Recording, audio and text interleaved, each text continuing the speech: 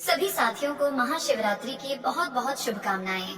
महाशिवरात्रि केवल एक पर्व नहीं, बल्कि आत्मा और परमात्मा के मिलन की रात मानी जाती है। पृथ्वी पर आध्यात्मिक ऊर्जा चरम पर होती है। मन, शरीर और आत्मा को शुद्ध करने का श्रेष्ठ अवसर मिलती है। शास्त्रों में कहा गया है कि इस रात्रि की गई पूजा हजारों जन्मों के पापों को शांत कर देती है और जीवन के दुख स्वतः शिव के चरणों में समर्पित हो जाती हैं। प्रिय साथियों, कथा को अंत तक अवश्य सुने। ये कथा है उस समय की जब पहाड़ों की गोद में एक छोटे से गांव में गरीबी और दुखों से घिरी एक माँ गंगा अपने 6 वर्षीय इकलौते पुत्र कान्हा के साथ जीवन बिता रही थी। गंगा नाम तो पवित्र गंगा जैसा था, पर उसका जीवन रेगिस्तान सा सूखा और बंजर। गांव के लोग उसे अभागिन कहते थे। कोई नहीं जानता था कि क्यों, पर उसके पति के अल्पायु में ही देहांत के बाद गांव ने उससे मुंह मोड़ लिया था। रिश्ते नाते सब बिखर चुके थे। अपने अपने स्वार्थ में लिप्त इस समाज में भला किसी के पास इतना समय कहाँ था कि वो एक विधवा, एक अकेली माँ के आंसू पोंछ सके। गंगा के लिए तो बस उसका कान्हा ही जीवन का आधार था, उसके जीने की एकमात्र वजह, उसकी आंखों का तारा, उसके सूखे जीवन की हरियाली। कान्हा 6 साल का वो नन्हा बालक अपनी तोतली बातों और चुलबुली हरकतों से गंगा के हर घाव पर मरहम लगा देता था। वो मासूम आंखें, वो मीठी हंसी, बस यही तो था गंगा का सारा संसार। पर नियति को शायद ये छोटा सा संसार भी मंजूर न था। महाशिवरात्रि का पर्व निकट था। गांव में मेला लगने वाला था। साल में एक बार आने वाला उत्सव जहां गांव की रंगत बदल जाती थी। बच्चे बूढ़े सभी उत्सुक थे। कान्हा ने भी अपनी माँ से जिद की, माँ हमें भी मेला देखने जाना है, सब दोस्त जा रहे हैं। गंगा पहले तो हिचकिचाई, मेले की भीड़, उसकी सुरक्षा, पर कान्हा की आंखों में वो चमक, वो मासूम उम्मीद देखकर उसका माँ का हृदय पिघल गया। ठीक है मेरे लाल, चलेंगे, पर मेरा हाथ कभी मत छोड़ना, समझे? महाशिवरात्रि की सांझ मेला अपनी पूरी रंगत पर था। रंग बिरंगी दुकानें, मिठाइयों की खुशबू, खिलौनों की चमक, बच्चों की किलकारियां और हर तरफ भक्तों का जयघोष, बम बम भोले। गंगा कान्हा का हाथ कसकर पकड़े भीड़ से होते हुए आगे बढ़ रही थी। कान्हा कभी किसी खिलौने की दुकान पर रुकता, कभी जलेबी की खुशबू पर मचल जाता। गंगा उसकी हर इच्छा पूरी करने की कोशिश कर रही थी। उसकी खुशी में अपनी सारी चिंताएं भूलकर मुस्कुरा रही थी। मंदिर के पास आते आते भीड़ और बढ़ गई। शिवरात्रि की वजह से मंदिर में दर्शनार्थियों की लंबी कतार थी। लोग ओम नमः शिवाय का जाप करते हुए धीरे धीरे आगे बढ़ रहे थे। गंगा भी कान्हा को गोद में उठाना चाहती थी, पर भीड़ इतनी थी कि वो चाहकर भी नहीं कर पा रही थी। तभी अचानक पीछे से किसी का जोर का धक्का लगा। गंगा लड़खड़ाई और एक पल के लिए कान्हा का छोटा सा हाथ उसके हाथ से छूट गया। कान्हा! वो चीखी, पर भीड़ के शोर में उसकी आवाज दब गई। उसने जल्दी से खुद को संभाला और चारों ओर देखा। कान्हा वहां नहीं था। कान्हा! मेरी कान्हा! गंगा ने पागलपन की हद तक चीखना शुरू किया। वो भीड़ में घुसकर कान्हा को ढूंढने लगी। लोगों ने उसे देखा, कुछ ने सहानुभूति दिखाई, पर अधिकतर अपने अपने रास्ते पर चलते रहे।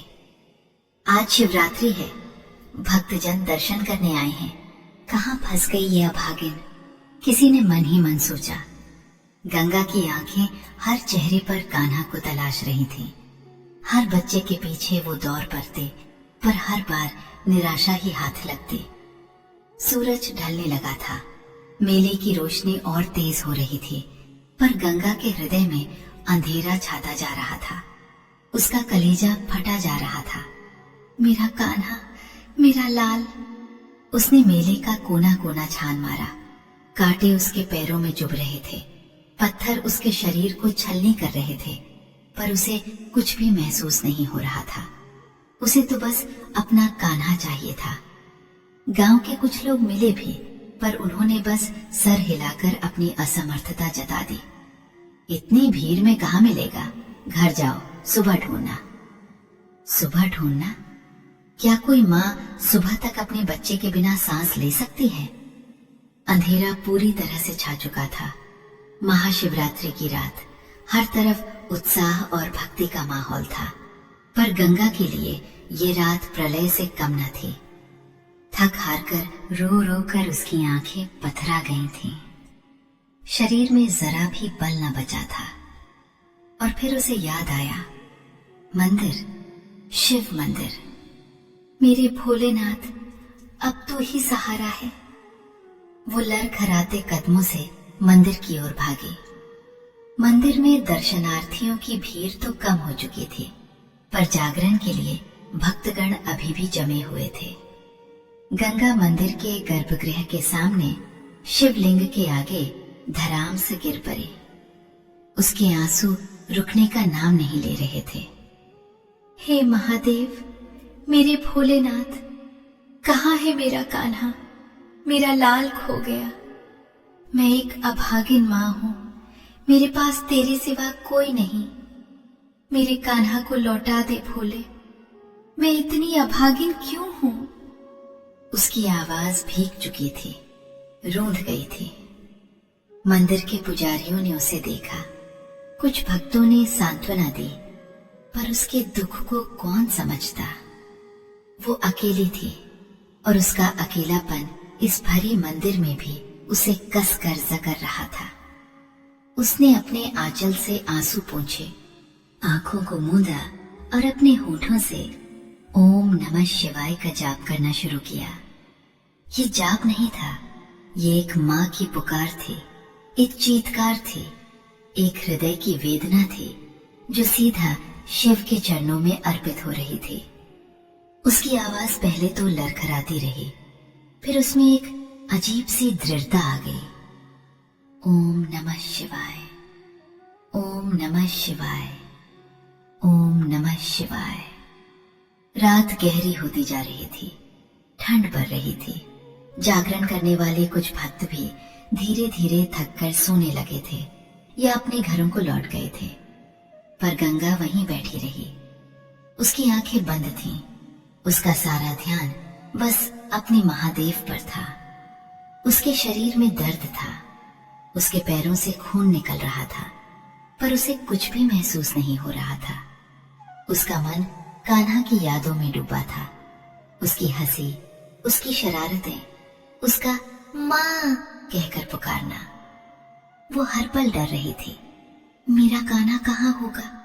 भूखा होगा, डरा हुआ होगा, कौन उसे दिलासा दे रहा होगा? उसके होठ यंत्रवत शिव मंत्र का जाप कर रहे थे। एक एक अक्षर उसके हृदय से निकलकर ब्रह्मांड में गूंज रहा था। ये तपस्या थी, ये साधना थी, ये एक माँ के प्रेम की अग्नि थी जो उसके भीतर धधक रही थी। वो अपनी सारी वेदना, अपनी सारी आशा, अपनी सारी पुकार बस एक ही नाम में उड़ेल रही थी, महादेव। हे महादेव, मैं इतनी अभागिन क्यों हूँ? मैं क्यों अकेली पड़ गई हूँ? मेरे कान्हा को मुझसे क्यों छीन लिया तूने? एक अकेली माँ क्या करती बेचारी, कहाँ जाती? गांव के लोग तो पत्थर दिल हो गए हैं, कोई मेरी सुध लेने वाला नहीं। मेरा कान्हा, मेरा सब कुछ, उसे वापस लौटा दे।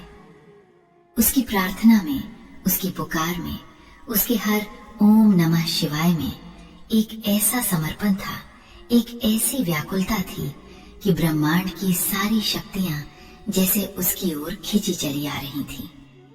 मंदिर की ठंडी जमीन पर वो मूर्तिवत बैठी थी। बस उसके होंठ हिल रहे थे और आंखों से अश्रुधारा बह रही थी। रात का हर पल युगों सा लंबा लग रहा था। हर गुजरता क्षण उसके कलेजे को चीर रहा था। सुबह की पहली किरण जब मंद मंद प्रकाश ने मंदिर में झांका, तो कुछ भक्त जो रात भर जागे थे उन्होंने गंगा को उसी दशा में देखा। उसकी आंखें सूज गई थीं। उसका चेहरा पीला पड़ चुका था, पर उसके होंठ अभी भी ओम नमः शिवाय का धीमा जाप कर रहे थे। ऐसा लग रहा था मानो उसका शरीर मात्र एक खोल है और उसकी आत्मा तो अपने महादेव के चरणों में जा बैठी है। उसकी आवाज लगभग समाप्त हो चुकी थी, पर उसकी सांसों में भी महादेव का नाम ही बसा था। वो निढाल होकर शिव के सामने बैठी थी। उसकी आंखों से अब आंसू भी सूख गए थे। भजना में, उसकी पुकार में, उसके हर ओम नमः शिवाय में एक ऐसा समर्पण था, एक ऐसी व्याकुलता थी कि ब्रह्मांड की सारी शक्तियां जैसे उसकी ओर खींची चली आ रही थी। मंदिर की ठंडी जमीन पर वो मूर्तिवत बैठी थी। बस उसके होंठ हिल रहे थे और आंखों से अश्रुधारा बह रही थी। रात का हर पल युगों सा लंबा लग रहा था। हर गुजरता क्षण उसके कलेजे को चीर रहा था। सुबह की पहली किरण जब मंद मंद प्रकाश ने मंदिर में झांका, तो कुछ भक्त जो रात भर जागे थे, उन्होंने गंगा को उसी दशा में देखा। उसकी आंखें सूज गई थीं। उसका चेहरा पीला पड़ चुका था, पर उसके होंठ अभी भी ओम नमः शिवाय का धीमा जाप कर रहे थे। ऐसा लग रहा था मानो उसका शरीर मात्र एक खोल है और उसकी आत्मा तो अपने महादेव के चरणों में जा बैठी है। उसकी आवाज लगभग समाप्त हो चुकी थी, पर उसकी सांसों में भी महादेव का नाम ही बसा था। वो निढाल होकर शिव के सामने बैठी थी। उसकी आंखों से अब आंसू भी सूख गए थे। बस एक शून्य था, एक इंतजार था, या तो कान्हा का या अपनी मृत्यु का। तभी मंदिर के मुख्य द्वार पर एक अद्भुत ज्योति प्रकट हुई। एक तेजस्वी साधु, जिनकी लंबी जटाएं उनके कंधों पर बिखरी थीं, आंखों में अद्भुत शांति और मुख पर अलौकिक तेज था, धीमे कदमों से मंदिर में प्रवेश किया। उनके हाथ में एक डमरू और एक त्रिशूल था और उनके मस्तक पर भस्म का तिलक चमक रहा था। उनके आगमन से मंदिर का वातावरण जैसे एक पवित्र ऊर्जा से भर गया। जो भी उन्हें देखता श्रद्धा से नतमस्तक हो जाता। गंगा ने अपनी सूजी हुई आंखें मुश्किल से खोली। उसकी दृष्टि धुंधली थी, पर उसे लगा जैसे एक प्रकाश पुंज उसकी ओर बढ़ रहा है। वो साधु सीधा गंगा की ओर आए।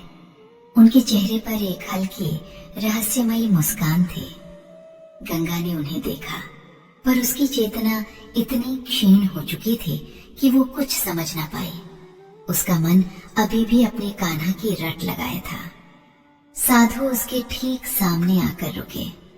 उन्होंने अत्यंत स्नेहपूर्वक अपने एक हाथ से गंगा के सिर पर हाथ फेरा, जैसे वर्षों से बिछड़ी अपनी संतान को दिलासा दे रहे हों। गंगा को उस स्पर्श में एक अजीब सी ठंडक, एक शांति का अनुभव हुआ। उसकी आत्मा को जैसे वर्षों बाद सुकून मिला। फिर साधु ने अपनी कमर से एक पोटली खोली और उसमें से एक सुंदर प्यारा सा बालक मुस्कुराता हुआ बाहर आया। कान्हा! गंगा के मुख से एक चीख निकली, खुशी की, आश्चर्य की, अविश्वास की। वो बालक था उसका अपना कान्हा। वो दौड़कर अपनी माँ की बाहों में समा गया। माँ! कान्हा ने रोते हुए अपनी माँ को कसकर गले लगा लिया। गंगा ने अपने कान्हा को कसकर अपनी बाहों में भर लिया। उसके आंसू फिर से बहने लगे, पर इस बार ये आंसू दुख के नहीं, अपार खुशी के थे। उसने कान्हा के चेहरे पर, उसके बालों पर, उसकी छोटी छोटी उंगलियों पर अनगिनत चुंबन किए। मेरे लाल, तू ठीक है? तुझे कुछ हुआ तो नहीं? कहाँ था मेरा बच्चा? कान्हा ने अपनी माँ की छाती से चिपके हुए कहा। माँ, मैं मेले में खो गया था। एक बड़ी भीड़ आई और मैं तुमसे अलग हो गया। मुझे बहुत डर लग रहा था। मैं रो रहा था। फिर ये बाबा जी आए। इन्होंने मुझे अपनी गोद में उठा लिया। इन्होंने मुझे लड्डू खिलाया और मुझे अपने साथ ले आए। बाबा जी ने कहा, चलो तुम्हें तुम्हारी माँ के पास ले चलता हूँ। इन्होंने मेरा खूब ध्यान रखा माँ, ये बहुत अच्छे हैं। गंगा ने कान्हा को अपनी बाहों में लिए हुए साधु की ओर देखा। उसकी आंखों में कृतज्ञता के आंसू थे। वो उठने की कोशिश की ताकि साधु के चरणों में गिरकर उनका धन्यवाद कर सके, पर उसके शरीर में जान न थी। हे महात्मा, आप मेरे लिए साक्षात देवता बनकर आए हैं। आपने मेरे कान्हा को मुझे लौटा दिया। मैं आपकी क्या सेवा करूं? मैं किस प्रकार आपका धन्यवाद करूं? गंगा ने कांपते हुए स्वर में कहा। साधु मुस्कुराए। उनकी मुस्कान में पूरे ब्रह्मांड का प्रेम समाया था। पुत्री, तूने रात भर जिस महादेव का स्मरण किया है, ये सब उन्हीं की कृपा है। एक माँ की पुकार कभी अनसुनी नहीं जाती। तुम्हारी भक्ति ने, तुम्हारे प्रेम ने स्वयं महादेव को विवश कर दिया है। ये सब महादेव की इच्छा थी। साधु के शब्दों में एक ऐसी शक्ति थी कि गंगा का हृदय और आत्मा एक साथ शांति और असीम आनंद से भर गए। वो समझ नहीं पा रही थी कि इन दिव्य वाणी का क्या अर्थ है। ये बालक मेरा है। ये बालक तुम्हारी गोद में सुरक्षित है। यही मेरा प्रतिफल है। अब तुम निश्चिंत होकर अपने पुत्र के साथ अपने घर जाओ। साधु ने अत्यंत मधुर स्वर में कहा। गंगा अपनी पलकें झुकाए कान्हा को कसकर पकड़े साधु के प्रति अपनी कृतज्ञता व्यक्त कर रही थी। जब उसने फिर से अपनी आंखें ऊपर उठाई तो वहां कोई नहीं था। जहां साधु खड़े थे वहां बस एक हल्की सी सुगंध और एक दिव्य ऊर्जा का एहसास बचा था। साधु अंतर ध्यान हो चुके थे। गंगा अवाक रह गई। उसका हृदय धड़क उठा। ये कोई साधारण व्यक्ति नहीं थे। ये तो स्वयं मेरे महादेव थे। उसकी आत्मा में एक बिजली सी दौड़ गई। उसे अपनी आंखों पर विश्वास नहीं हो रहा था। रात भर जिसने उसके आंसू पोंछे, जिसने उसकी पुकार सुनी, जिसने उसके पुत्र को सुरक्षित उसकी गोद में लौटाया, वो और कोई नहीं, स्वयं शिव शंकर थे, जिन्होंने एक साधु का रूप धारण कर लिया था। उसके शरीर में एक नई ऊर्जा का संचार हुआ। वो उठ खड़ी हुई। उसने कान्हा को फिर से कसकर गले लगाया। उसके मन में अब कोई शंका नहीं थी, कोई भय नहीं था। वो जान चुकी थी कि उसके भोलेनाथ ने उसकी पुकार सुन ली थी। उसकी भक्ति, उसका निस्वार्थ प्रेम, उसकी व्याकुलता, सब कुछ सार्थक हो गया था। मंदिर में कुछ बचे हुए भक्त और पुजारी भी इस दृश्य को देख रहे थे। उन्होंने देखा कि कैसे गंगा पहले रो रही थी, फिर अचानक उसके चेहरे पर एक अलौकिक शांति आ गई और फिर वो साधु गायब हो गए। वे सब भी आश्चर्यचकित थे। कुछ ने इसे चमत्कार कहा, कुछ ने माँ की भक्ति का फल। गंगा का जीवन अब पहले जैसा नहीं रहा। वो आज भी अकेली थी, पर अब उसके भीतर एक अटूट विश्वास था। वो जानती थी कि उसके साथ उसका महादेव हमेशा है। उसके जीवन में दुख तो थे, पर अब उन दुखों से लड़ने की शक्ति भी थी। गांव के लोग जिन्होंने कभी उसे अभागिन कहकर ठुकरा दिया था, अब उसे श्रद्धा की दृष्टि से देखते थे। कोई नहीं जानता था कि उस रात वास्तव में क्या हुआ था, पर सभी ने गंगा और उसके कान्हा को एक साथ सुरक्षित देखा था। वो कठोर पत्थरों पर चलते हुए भी मुस्कुराती थी, क्योंकि उसे पता था कि उसके महादेव उसे देख रहे हैं। कांटा पत्थर अपने पुत्र के लिए उसे कुछ नहीं था, पर छल्ली छल्ली हो चुका था। पर अब उन जख्मों पर महादेव के आशीर्वाद का मरहम लग चुका था। वो अकेली माँ, जिसने कभी सोचा था कि उसका जीवन अभिशाप है, अब जान चुकी थी कि महादेव अपने भक्तों को कभी अकेला नहीं छोड़ते। उसकी ये कथा गांव-गांव में फैल गई। एक ऐसी कथा जो माँ की भक्ति और महादेव की असीम करुणा का अनुभव अनुपम उदाहरण बन गई। कान्हा भी बड़ा हो गया। उसने कभी उस रात को नहीं भूला जब एक साधु बाबा उसे अपनी माँ के पास ले आए थे। वो अपनी माँ की भक्ति को अपनी आंखों से देख चुका था। गंगा और कान्हा का जीवन अब महादेव के चरणों में अर्पित था। हर शिवरात्रि पर वे मंदिर जाते और गंगा उसी जगह बैठकर ओम नमः शिवाय का जाप कर, जहाँ कभी उसके आंसुओं ने महादेव के हृदय को निर्वात कर दिया था। ये कथा आज भी हमें बताती है कि सच्ची भक्ति और माँ का प्रेम किसी भी संकट को पार करने की शक्ति रखता है और स्वयं भगवान को भी धरती पर उतरने पर विवश कर देता है। प्रिय साथियों, इसी के साथ महाशिवरात्रि की ये पावन व्रत कथा यहाँ पूर्ण होती है। हम सभी माता भगवती और भगवान शिव के चरणों में प्रार्थना करते हैं कि उनकी दिव्य कृपा सदा आप सब पर बनी रहे। हर हर महादेव। जय माँ आदि शक्ति। जय हो जगत की जननी माता